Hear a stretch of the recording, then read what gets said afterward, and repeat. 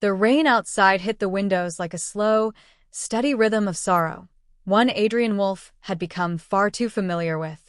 His office was silent, sterile, and too clean, just like the rest of the mansion.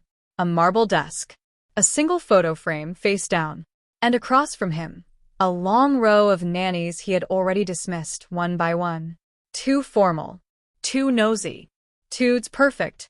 He didn't need perfect. He needed someone who could handle his 4-year-old son without expecting him to hold their hand. Noah hadn't spoken in 6 months. And now the last candidate of the day stumbled in, nearly tripping over the corner of the plush carpet with a yelp. Adrian's brows lifted in mild horror. She was drenched, her ponytail dripping onto her oversized sweater, her boots squeaking with each step, and an umbrella that had clearly lost a battle with the wind. She smiled anyway, breathless, cheeks flushed from the cold. "Hi, Lila Bennett," she said brightly, holding out her hand, which was still a little wet. "Sorry I'm late. I took the wrong bus. Twice." Adrian stared, then blinked, then said flatly, "You're the emergency nanny?" "Technically, yes. Though I prefer lifesaver in fuzzy socks." She grinned, holding up her polka dot sock peeking from under her boot. "It's been that kind of day." This was a joke. He leaned back in his chair, unimpressed. "You have no previous experience with children from high-profile families, no degree in child psychology, and no references that I can verify today." Lila nodded, unapologetic. "Nope. But I make a mean dinosaur-shaped pancake, I know how to braid hair and patch scraped knees, and I once stopped a tantrum in the middle of a grocery store by pretending to be a pirate. Also, kids usually like me. Dogs too. Cats, not so much." Adrian folded his arms. "This isn't a playground. This is my home. My son doesn't talk. He doesn't play. He's grieving," Lila said gently, cutting him off. Her voice softened. "I read about your wife. I'm sorry for your loss." Adrian stiffened. He hated sympathy. Hated when people looked at him like a tragic tale they'd skimmed online. "You think you can fix him?" he asked coldly. "No," she said simply. "I'm not here to fix anyone. But maybe I can be someone who doesn't walk away." That silenced him. For a long moment, he just studied her, this odd, cheerful storm of a woman who didn't seem to fit anywhere in his world. Then a small figure peeked through the half-open door. A tiny head with curls. "Noah."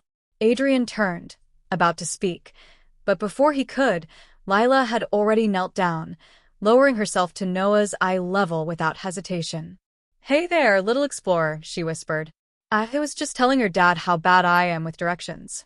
Maybe you could show me where the kitchen is? If you're not too busy being a superhero." Noah looked at her. Then, slowly, without a word, he walked forward and slipped his hand into hers. Adrian didn't realize he was holding his breath until it left him all at once. Lila looked up, her eyes meeting his. There was no triumph in them, just quiet understanding. "Well," she said softly, "I think someone just hired me." It had been exactly 36 hours since Lila Bennett walked into Adrian Wolf's carefully curated life. In that time, she had rearranged the entire snack drawer to make it more fun, broken a crystal vase while trying to catch a rogue soccer ball, replaced the housekeeper's classical music playlist with bubblegum pop. And somehow, Noah smiled 3 times. Adrian watched from the upper landing, gripping the railing as Lila spun in the kitchen with a dish towel on her head, pretending it was a pirate hat. Noah sat on the marble counter, legs swinging, an apron 3 sizes too big for him, and giggling so hard he hiccuped. They were making cookies. Or rather, creating a chocolate flour explosion. "Captain Noah, we're under attack," Lila cried, ducking behind a bowl. "The chocolate chip fleet is invading." Noah clapped his hands in delight. Adrian cleared his throat. The chaos paused instantly. Lila looked up, chocolate on her cheek, flour on her forehead. "Hi," she said brightly. "We're making memories. And possibly a mess." Adrian's jaw tensed. "This kitchen is not a playground." Lila tilted her head. "Is that why it's so quiet it echoes?" He stepped forward, wiping a speck of dough off Noah's nose. This isn't how I want him raised. How do you want him raised? She asked gently. Because I've seen a lot of expensive silence in this house. What he needs is noise. Laughter. A little chaos. Adrian opened his mouth to argue. But then Noah reached over and stuck a chocolate chip on Lila's nose, giggling again. Lila gasped theatrically. Captain, you've betrayed your crew. Adrian turned away before they saw the corner of his lips twitch. That night, the house felt different. The music was still playing softly somewhere. There was the faint scent of burnt sugar in the air, and for the first time in a long while, the silence didn't feel lonely. It felt full. Adrian stood outside Noah's room, half ready to interrupt the bedtime story, but something stopped him. Lila's voice came through, soft and playful. And then the brave little knight looked at the dragon and said, You don't scare me. I have cookies. A pause. A laugh. A real, high-pitched, pure sound. Noah's laugh. Adrian's chest tightened. His hand curled at his side, fingers twitching. How long had it been since he'd heard that sound? Later that evening, Adrian found Lila in the library, curled up with a book and a hot mug of cocoa, her feet tucked under her like she'd lived here forever. I thought I told you not to let him eat sugar after 7, he said. Lila didn't even look up. I thought you'd thank me for getting him to laugh. He exhaled slowly. You're not like the others. She looked up at him then, eyes warm. Good. Because Noah doesn't need a perfect nanny. He needs someone who sees him. Not his silence. Not his father's money. Just him. Adrian didn't answer. But that night, when he passed by Noah's room again and saw his son sleeping with a smile on his face, a storybook tucked under his arm and flowers still dusted in his curls, he didn't turn the frame of his wife face down this time. He looked at it, then slowly, painfully, turned it upright again. The nights were the hardest. Noah still cried sometimes in his sleep, soft, muffled sobs that never reached for words. Adrian used to sit beside his bed, frozen and helpless, not knowing how to comfort a child who wouldn't speak. But tonight, as Adrian paused outside Noah's room, he didn't hear crying. He heard a whisper, and the night missed his queen very much. But the queen lived in the stars now, and every night, he'd look up at the sky and talk to her. Lila. Her voice was like a lullaby in the dark. Soft. Safe. Adrian stepped closer, careful not to be seen. She couldn't talk back, of course, she continued, brushing Noah's hair with gentle fingers. But love doesn't stop just because someone's gone. That's the magic part. It stays in your heart like a nightlight. Noah's small voice came next. Is that why I still dream of Mommy? Adrian's heart lurched. It was the first time he'd heard Noah say that word in 6 months. Lila didn't miss a beat. Exactly. She's part of your dreams. She always will be. Adrian turned away before the emotion in his eyes could betray him. The next morning, the house was unusually quiet. No dancing in the kitchen. No sock puppet shows. No Captain Noah missions. Adrian found Noah curled up on the couch with Lila's scarf, but no Lila. Where's your nanny? Adrian asked. Noah frowned, then pointed to the backyard. Adrian stepped outside, and there she was, barefoot in the grass, facing the sunlight, her arms stretched like she was trying to hug the whole sky. You meditate like that? He asked, arms crossed. Lila turned with a grin. It's called grounding. Touch the earth, feel the sun, remind yourself you're alive. I have meetings, he said dryly. You should try mornings like this, she countered. They don't come in email form. He almost smiled. Almost. She walked over and paused. You look tired. Running a billion-dollar company tends to do that. No, she said, stepping closer. You look tired here. She tapped gently over his heart. That kind of tired doesn't come from boardrooms. Adrian looked down at her hand. Warm, honest, real. He didn't say a word. Then Noah ran out in socks yelling, M.O.M. Adrian froze. Lila turned in shock. Noah, what did you say?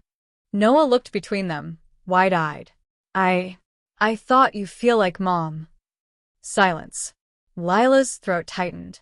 She knelt, cupping his face. Sweetheart, I'm not your mommy. But I can be here for you if that's okay. Noah nodded slowly, hugging her fiercely. Adrian watched, completely still. Something cracked in his chest, a piece of ice that had been there too long.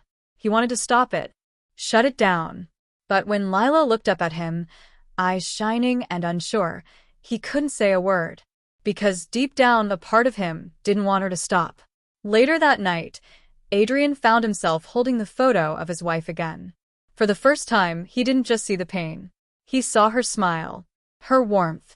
I don't know what you'd think of her, he whispered into the quiet. But something inside told him she would have smiled too. The invitation came the next morning. Well, it wasn't exactly an invitation. It was a short, clipped message delivered to Lila's room via a housekeeper. Formal attire. 7 p.m. sharp. Wolf Enterprises Charity Gala. Lila blinked at the card, rereading it twice. Wait me? The housekeeper nodded. Mr. Wolf's instructions. She peeked into Noah's room to find Adrian adjusting his tie in the mirror while Noah played with building blocks. Adrian? He didn't glance up. It's a formal event. I'm expected to bring my son. Okay, but am I being asked as Noah's nanny or as your plus one? He turned to her, face unreadable. You'll be there for Noah. Ouch, she muttered with a playful pout. Could have just said bring the kid sitter, but all right. By 7 p.m., Lila stood in the grand foyer wearing a navy blue gown she'd borrowed from a friend. It wasn't designer. It wasn't couture, but it shimmered like stardust under the chandelier light. Adrian stopped in his tracks. For a brief second, the cold CEO was gone. His eyes softened. His breath caught. You clean up well, he said, voice low. Lila arched a brow. You almost sound surprised. Noah gasped. You look like a princess. She beamed. Then you must be my little prince. Adrian looked between them, his heart stirring with something dangerous, something he hadn't felt in years. Something like hope. The gala was everything Lila had imagined. Crystal chandeliers, women in sleek gowns, champagne that probably cost more than her rent. She tried to stay near Noah, tried to stay invisible. But that was impossible when everyone kept staring. Who is she? I heard he hired her after his wife died. She doesn't belong here. Lila smiled tightly, brushing it off, until Adrian's hand gently touched the small of her back. You all right? He murmured. She nodded. Just a little out of place. He leaned down. They're just shocked I didn't show up with one of their carbon copies. She turned, teasing. So, I'm not a carbon copy? No, he said softly. You're not like anyone. The air between them stilled. But before she could say anything, a tall, perfectly polished woman approached. Adrian. Darling. The woman's voice was smooth as silk and twice as cold. It's been too long. Lila stepped back instinctively. Adrian's arms stayed firm at her waist. Elena, he said coolly. This is Lila. She's with me tonight. Elena looked her up and down. Oh, how charming. Lila smiled sweetly. I get that a lot. Adrian chuckled under his breath. Later that evening, as Noah dozed in Lila's lap and the gala lights dimmed, Adrian leaned in close and whispered, Thank you. For tonight. For him. For this. She met his gaze, her heart suddenly thundering. You're welcome. He didn't kiss her. But the way he looked at her? It felt more intimate than any kiss ever could. The storm came without warning. Dark clouds rolled in like silent grief, thunder cracking as the sky opened up above the Wolf estate. Lila hurried to close the windows upstairs while Noah clung to her like a shadow. I don't like thunder, he whispered. She hugged him close. You don't have to like it. You just have to know it'll pass.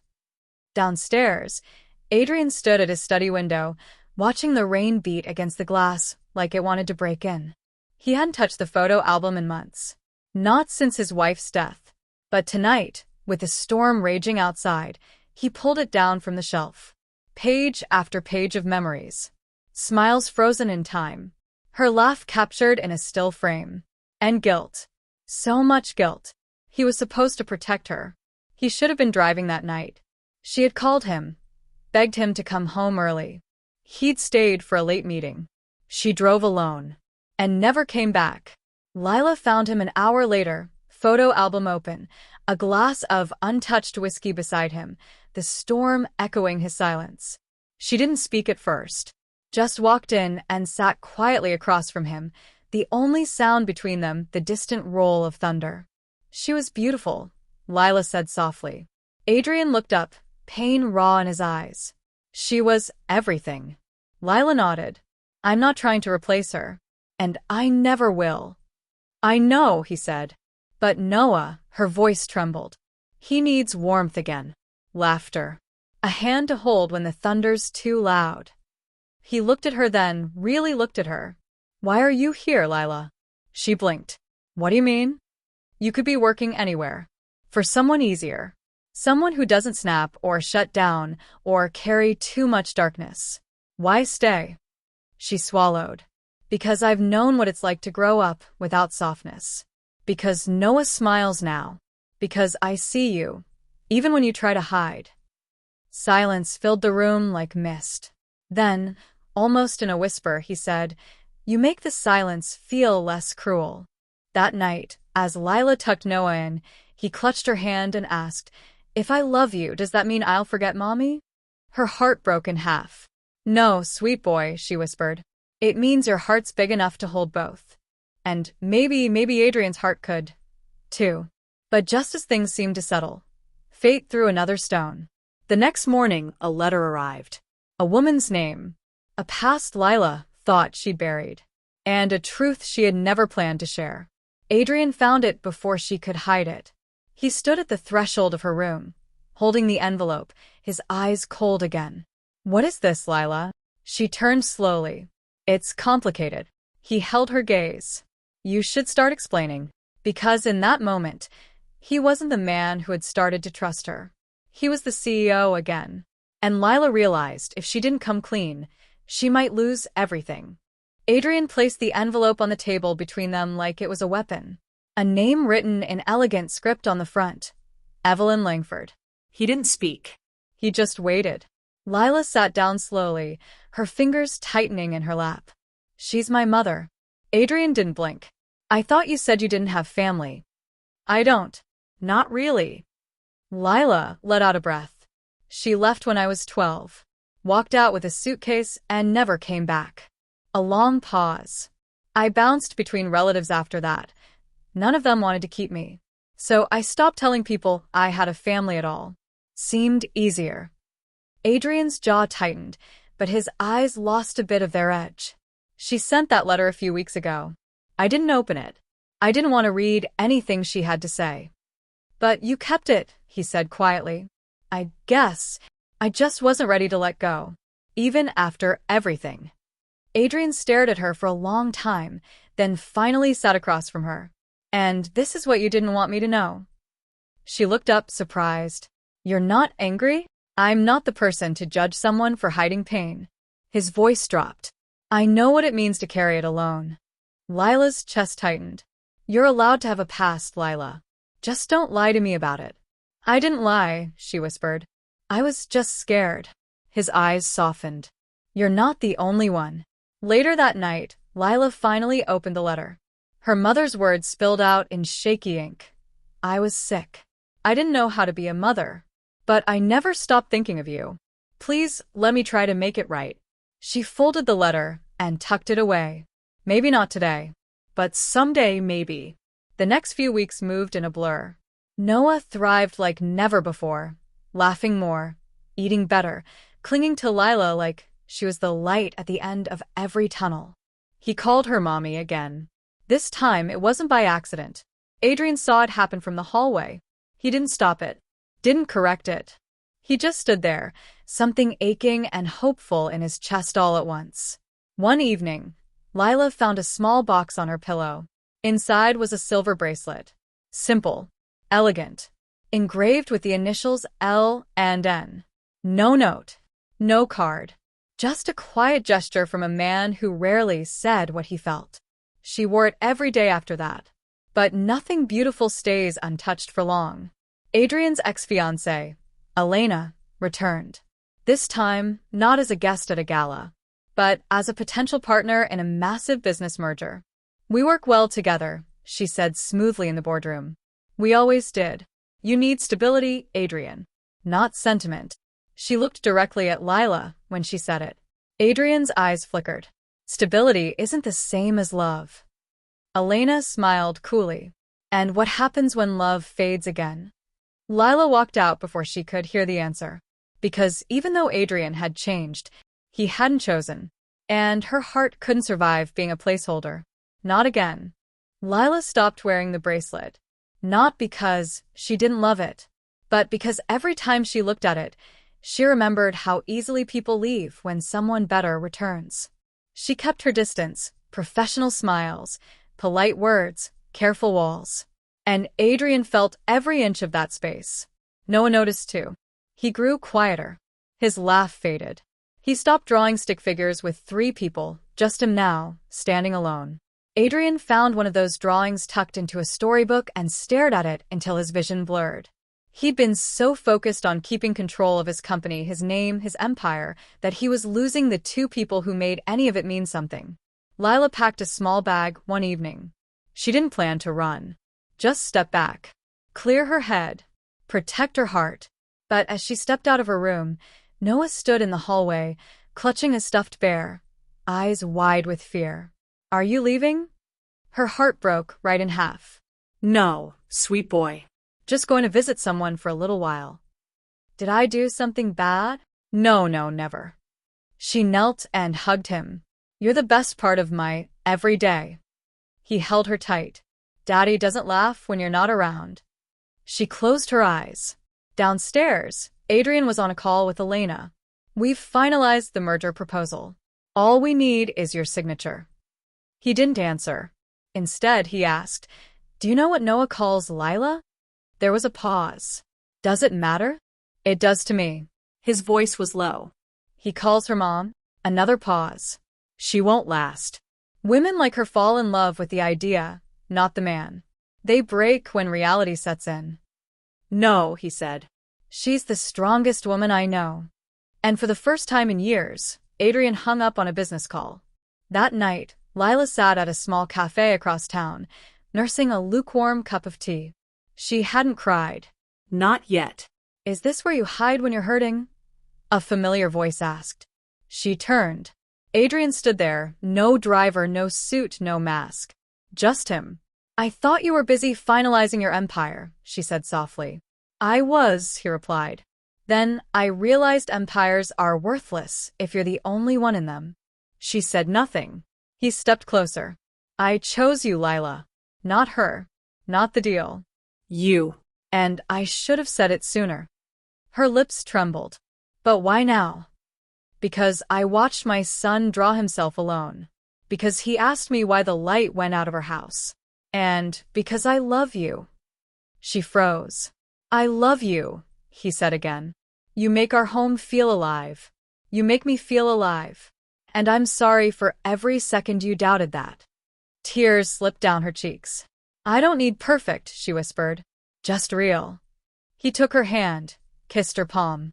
Then let's be real. Together. That night, Lila returned to the house, Noah waiting at the door, throwing himself into her arms. And the bracelet? It was back on her wrist. Lila woke up to the sound of laughter echoing from the kitchen. Noah. She padded down the hallway, her heart already warming at the sight.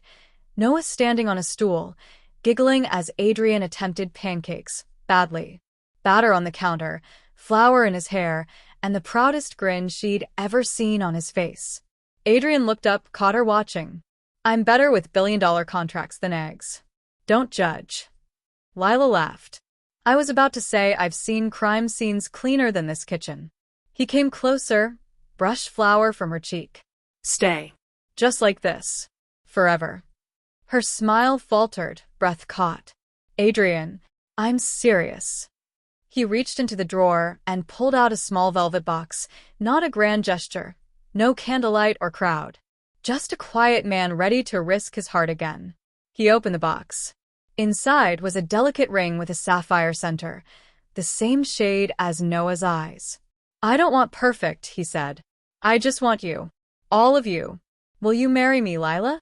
She looked at Noah, whose face lit up like a sunrise. She looked back at Adrian, heart pounding, and she whispered, "Yes." They didn't announce it to the world. Just the three of them, dancing around the kitchen to a cheesy playlist, flower in their hair, joy in their hearts. For the first time in years, Adrian laughed until his stomach hurt. And Lila, she felt like she finally belonged. But perfection is fleeting.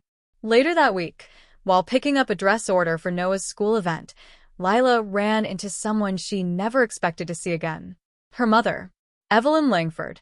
Polished, poised, and very much aware of the cameras flashing outside the boutique. "Lila," she said with wide eyes. "My God, look at you." Lila stiffened. "Why are you here?" "I've been trying to reach you, letters, calls. You left me. I was sick. I got help.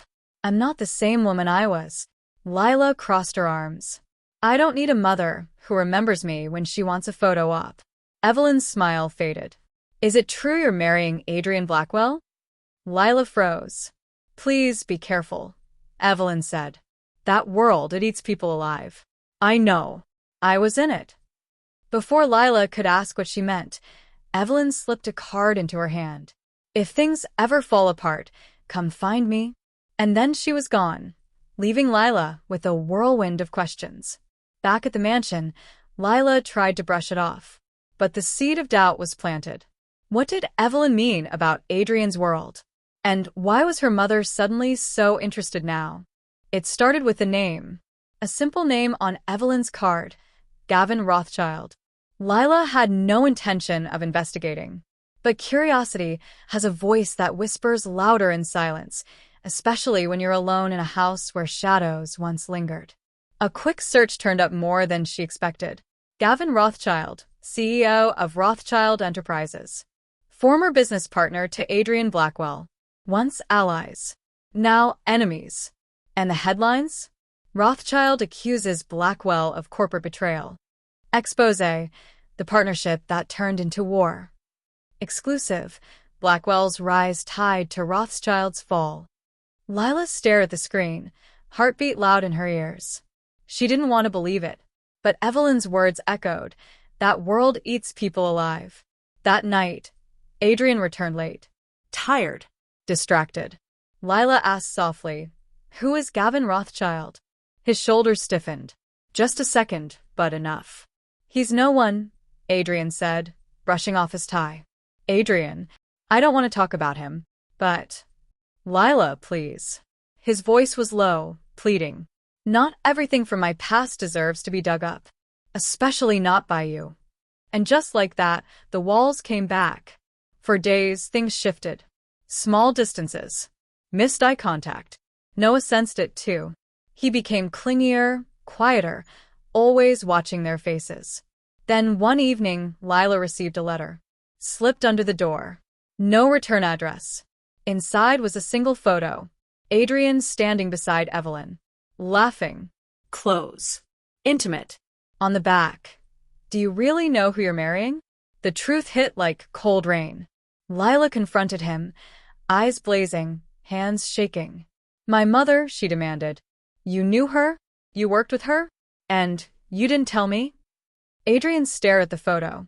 "It's not what it looks like." "Then tell me what it is." He hesitated. "Too long. I was young, reckless. She was older, powerful, dangerous in ways I didn't understand. It didn't mean anything. It meant enough to hide it. I didn't want to lose you," he whispered. "So I buried the past." Lila backed away, heart shattering with every step. "But you lost me anyway." That night, she left. Not forever. Just far enough to breathe. Far enough to think. Noah cried himself to sleep that night. And Adrian? He sat in the hallway outside Noah's room, staring at the photo, whispering the name he hadn't said in years. Evelyn. It took Lila 3 days to return. Not because she stopped loving them, but because love, real love, needs space to hurt and heal. When she walked through the front doors, the house felt quieter. Noah wasn't at the top of the stairs. Adrian wasn't in the kitchen. She found them both in the backyard. Noah asleep in Adrian's lap, a book clutched in tiny hands. Adrian's eyes met hers as she stepped onto the patio. He stood slowly, laying Noah down on the lounge chair like he was made of glass. Then he faced her. "I should have told you everything," he said. "But I was scared. You weren't a part of my past, Lila. You were the only future I wanted." She looked down. "Then why didn't you trust me with your truth?" "Because I didn't want to see you look at me the way you did that night." He paused. "I spent years hiding behind boardrooms and contracts. But you tore those walls down without even trying." Silence stretched between them. "Evelyn manipulated everything," he continued. "She was the reason Rothschild turned on me. She planted rumors, started lies. She thought if she could destroy everything I had, I'd come back to her." "She told me you'd leave," Lila said softly. "Like everyone else. I'd rather lose everything than lose you and Noah." She swallowed hard, the ache in her chest unbearable. "I don't know how to trust you again." "Then let me earn it," Adrian said. "Every day. For as long as it takes." Later that night, Noah crawled into Lila's lap and asked quietly, "Can we still be a family?" Tears spilled from her eyes as she hugged him close. "Yes, baby. We still are." In the weeks that followed, things changed. Adrian stepped down from several business deals. Lila opened a small art and play center in the city. Noah helped pick the colors. Their mornings were messy, their dinners loud, and laughter returned to the halls of the Blackwell mansion. On a golden autumn afternoon, surrounded by only a handful of people, Noah in a tiny suit holding the rings, Adrian and Lila said, "I do," under an arch of sunflowers and lace. No press, no spotlight, just two souls, scarred and stitched together, promising not perfection, but presence. Always. As the sun dipped behind the hills, Adrian pulled Lila into his arms and whispered, "I didn't just rebuild my home with you. I rebuilt me." She smiled through her tears. "You're lucky I'm clumsy," she teased. "Or we never would have met." He kissed her forehead. "I don't believe in luck. I believe in love that doesn't give up." And in that moment, with Noah's laughter in the background, the scent of new beginnings in the air, they knew. This was forever. Not perfect, but perfectly theirs.